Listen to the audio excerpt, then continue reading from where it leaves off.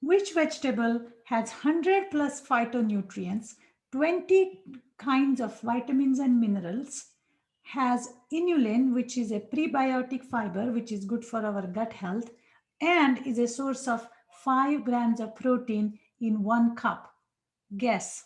I hope you have your pen and paper ready because that's the question I will be answering on today's episode of Ask Nutritionist Deepa. So welcome everybody. So who is this mystery power superwoman vegetable? Well, drum roll, it's asparagus. Believe it or not, it is our good old asparagus and it's in season right now. It's spring and fresh asparagus is everywhere. You want to make sure you go and get your bunch from the store ASAP, or don't worry, it is also available in the frozen section all year around. So why asparagus? It has 100 plus nutrients. One of the phytonutrient in asparagus is called as asparagosic acid, and that particular compound usually gives a unique smell or odor to urine after eating asparagus. So a lot of people think that asparagus is bad for them because of this odor, but no, that asparagusic acid is the one of the major phytonutrient. And I can spend the next 2 hours talking about each and every phytonutrient that is in asparagus, but just to cap it up, it has 100 plus different phytonutrients. Now, the let's talk about some other nutrients in asparagus, such as the one is called as glutathione and rutin. Okay, glutathione and rutin both have been studied for its antioxidant properties. Along with that, we have flavonoids like quercetin, we have rutin, we have isohametin, and a variety of other flavonoids. Now, the polysaccharide, which is the inulin, the fiber component of asparagus, is really good for our gut health. Okay, because it contains inulin, and as you know, inulin is a prebiotic fiber that our probiotic bacteria enjoy eating. So it's very important that we consume adequate amount of fiber, and the unique fiber like prebiotics found in fruits, vegetables, and certain supplements. So make sure, and asparagus happens to be one. Now, in addition to these antioxidants, flavonols, and polyphenols, we have 20 different vitamins and minerals in asparagus. I'm going to list them. I'm going to just call them out as vitamin K, folate, copper, vitamin B1, selenium, vitamin B2, vitamin C, vitamin E. They all are uh, considered a good source when we consume it from asparagus.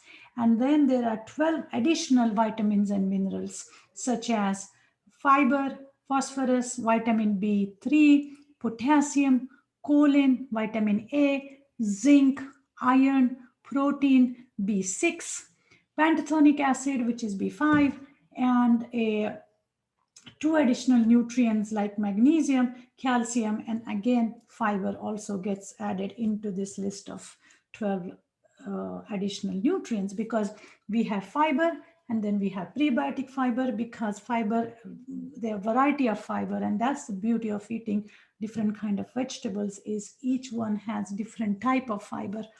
And I have done podcast on fiber, so you can always listen to one of those episodes where I talk about different kind of fiber and how each one is important for our digestive health, which holds the key to our overall health. But anyway, so we have this 100 plus zillion nutrients in asparagus. What does the research say in terms of disease prevention or reversal? So most of the research is done on role of asparagus or the nutrients from asparagus in and the role it plays in type 2 diabetes, cancer, and high blood pressure. Now, we all know just overall diet, which is high in whole food plant based, is going to help us with our blood pressure. But asparagus seems to have an extra boost of some magic nutrient, probably one of those 100 phytonutrients that we just talked about, which benefits the blood pressure. Now, what kind of asparagus to look for? Well, the most common one is green, but sometimes you will see a white asparagus and a purple asparagus. Last year, I had a privilege to eat fresh asparagus from the community garden, and again, it's time for the garden this year as well, and I'm looking forward to getting my hands dirty in the community garden. And I urge you that you guys please do the same. Find the community garden or a garden patch in your community.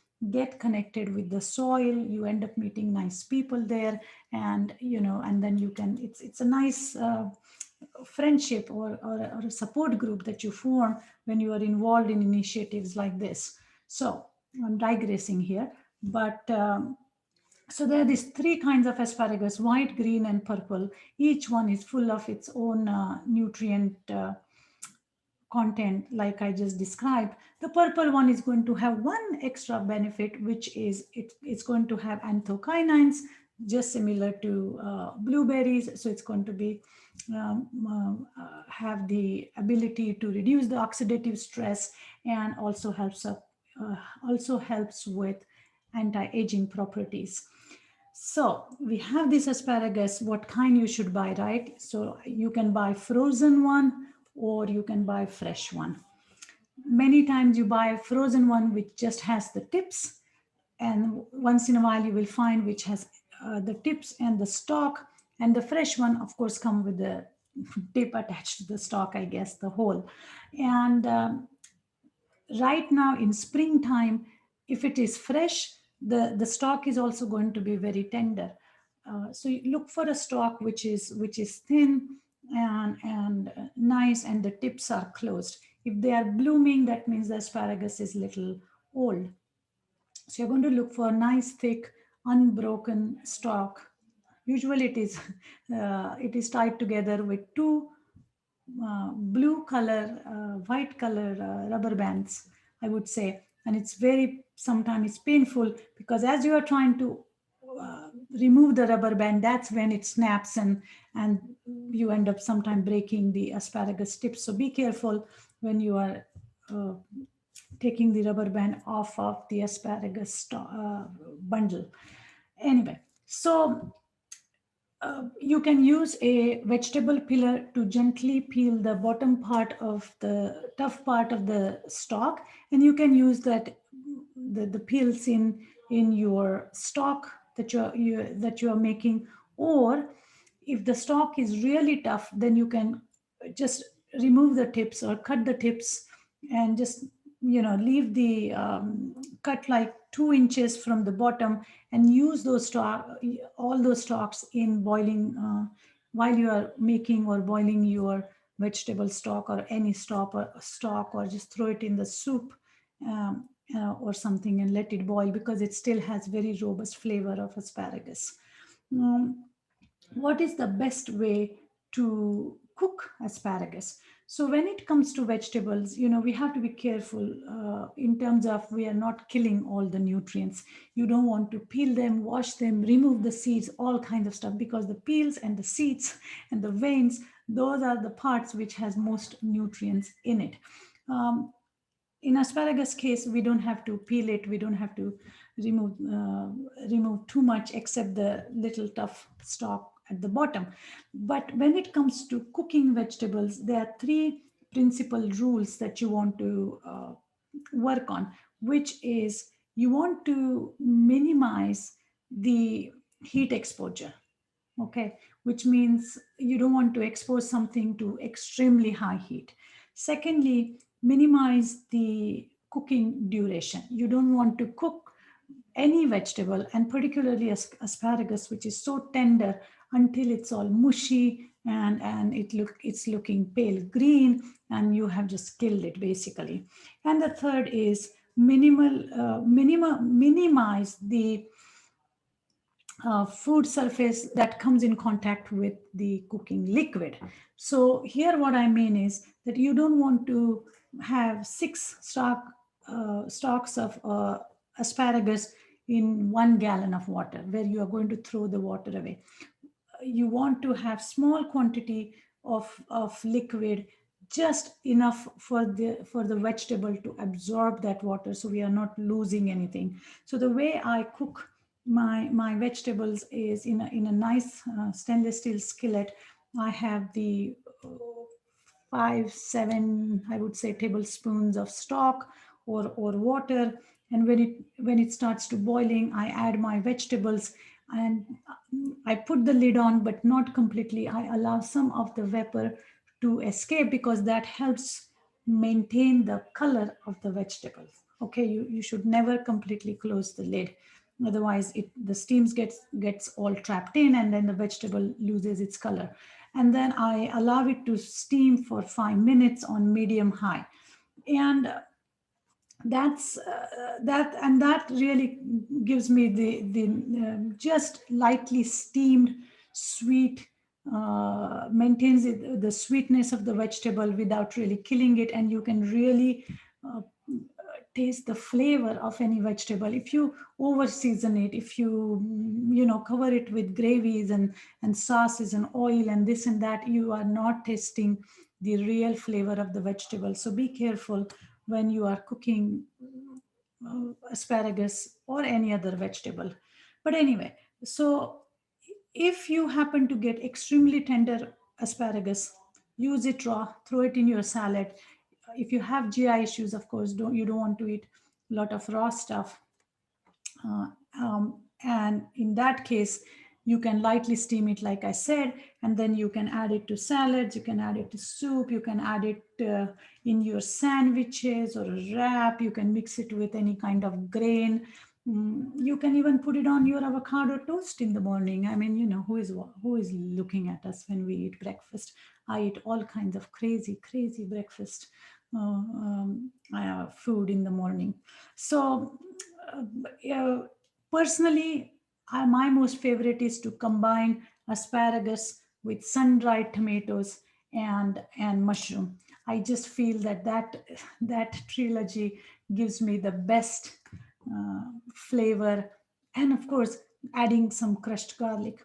So that's it. That's all I have to say about this superman, superwoman, super veggie friend asparagus. By the way, uh, the asparagus scaly cousin or scaly friend, artichoke, also has some of the similar nutrients, and they go head to head in when it comes to nutrients. So but both of them are winners. It just, some have more flavonoid than other, and I think artichoke is even higher in inulin, which is the prebiotic fiber.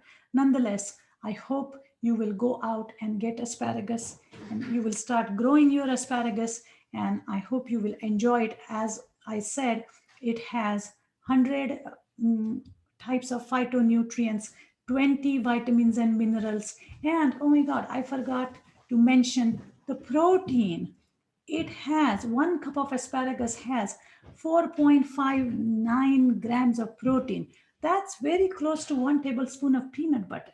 So those of you who are skeptic about not getting enough protein on plant-based diet, this is how people get protein on plant-based diet. Even vegetables, which we don't think are a source of protein, contain enough protein. So 2 cups of asparagus, 10 grams of protein, right? And unless you are a professional athlete, or a sumo wrestler, we don't need truckload of protein. Anyway, so I hope you will go out and enjoy this vegetable. Until then, stay safe, stay healthy. Send me the questions. Thank you for listening to my podcast and sending me your questions. And talk to you soon. Thank you.